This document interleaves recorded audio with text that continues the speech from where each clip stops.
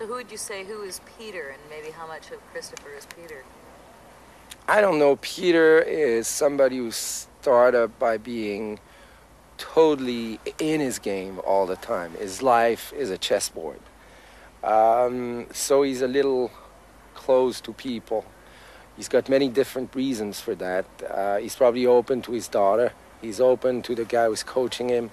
And obviously at the beginning of the movie, when he starts to be nagged by the cops, by a child psychologist who's trying to determine if the guy is nuts or if he could be the killer or whatever, he's playing a game with them.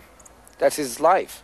His life is to play games with people because it's what he's doing for a living, you know? I mean, it's not that he wants to play this game, but he can't help himself. So everything is kind of fun for him.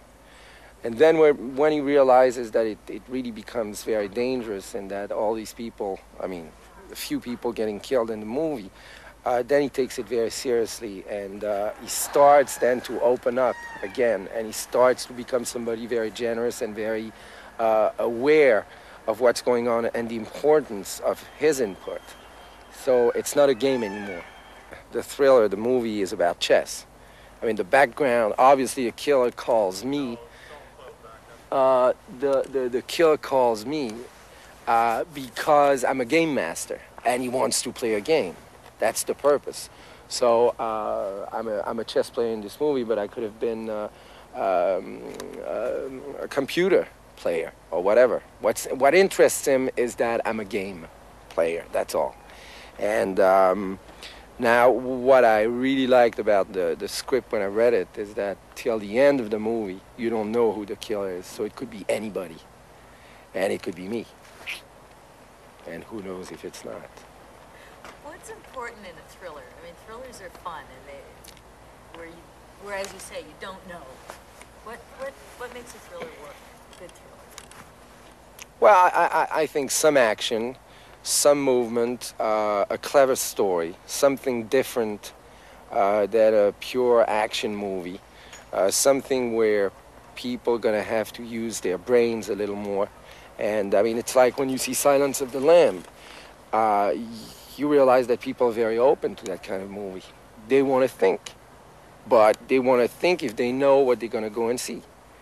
I mean, if you tell them that in First Blood Part 1, they're going to think deep, then they're going to be disappointed because that's not the purpose of this movie. I mean, Silence of the Lamb or a movie like Night Moves, it's true that you're going to be watching an entertaining movie, but you'll have, you know, to try yourself to put some clues together.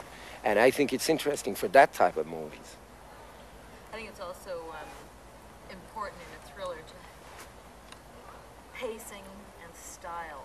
And this film, to me, from the days I've been here, seems to certainly have a style to it. Very, very stylish. I mean, Carl is a very visual, very stylized guy, director. All his camera moves and light. What Dietrich is doing, I think, is great for the movie. You know, you have to bring in every shot an atmosphere. And I think, knock on wood, for the time being, they succeeded doing that. And I think the most important is the construction in the story. If you've got one thing missing, the story's over. So it was a pretty long process to write the script and rewrite the script and have Carl's input, and I must say he brought some great ideas. And then when you read a script and you really can't put it down, you might have a good thriller. To do both European and North American films and successful at both. Mm-hmm. Is that a goal of yours, or did it just...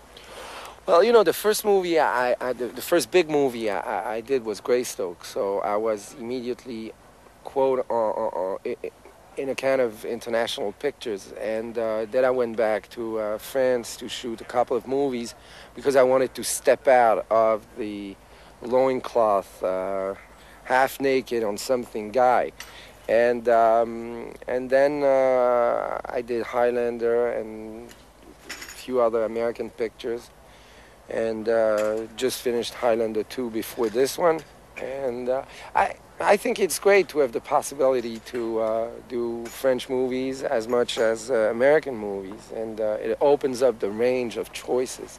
and it's good.